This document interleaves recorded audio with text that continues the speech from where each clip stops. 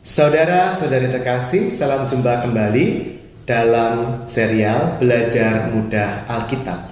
Hari ini kita membahas Kisah Para Rasul bab 14 yang mengisahkan perjalanan lebih lanjut Rasul Paulus dan juga Barnabas ke kota Ikonium, Listra, dan Derbe. Nah, ada yang unik dan juga ada yang agak lucu juga dalam kisah pada hari ini. Kenapa? Karena ketika rasul-rasul itu membuat mukjizat, orang-orang di kota-kota itu mengira bahwa mereka adalah dewa-dewi Yunani. Dikatakan di ayat 11, ketika orang banyak melihat apa yang telah diperbuat Paulus, mereka berteriak dalam bahasa Likaonia, "Ilah-ilah telah turun ke tengah-tengah kita dalam rupa manusia." Barnabas mereka sebut Zeus, dan Paulus mereka sebut Hermes, karena dialah yang berbicara.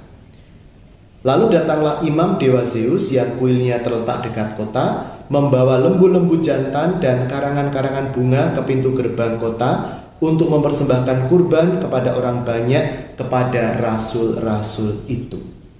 Mendengar itu, rasul-rasul itu yaitu Barnabas dan Paulus mengoyak pakaian mereka, lalu menerobos ke tengah-tengah orang banyak itu sambil berseru, "Hai kamu sekalian, mengapa kamu berbuat seperti ini?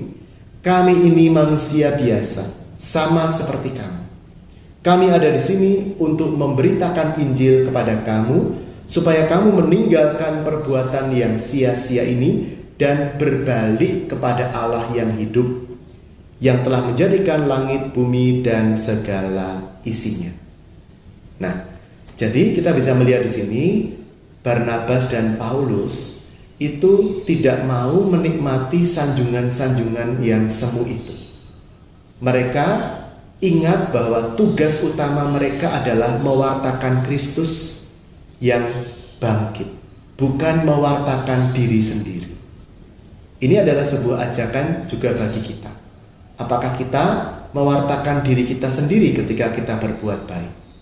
Ataukah kita selalu ingat bahwa justru pelayanan kita adalah mewartakan Kristus yang sengsara, Kristus yang harus melalui aneka kesengsaraan, penderitaan, cercaan sebelum nanti bangkit dengan mulia dan jaya. Itulah yang dipesankan juga oleh para rasul itu kepada jemaat. Dikatakan seperti ini di ayat 22. Di sana mereka menguatkan hati murid-murid dan menasihati mereka supaya bertekun dalam iman dan mengatakan bahwa untuk masuk ke dalam kerajaan Allah kita harus mengalami banyak sengsara. Saudara-saudari terkasih, semoga kita memaknai juga apa yang kita alami ketika memperjuangkan kebenaran yang tidak mudah itu sebagai jalan kemuritan kita. Tuhan menguatkan kita ketika kita harus mengalami banyak penderitaan, ketika kita berjuang untuk menjadi orang yang jujur, yang mengatakan dan melakukan yang benar.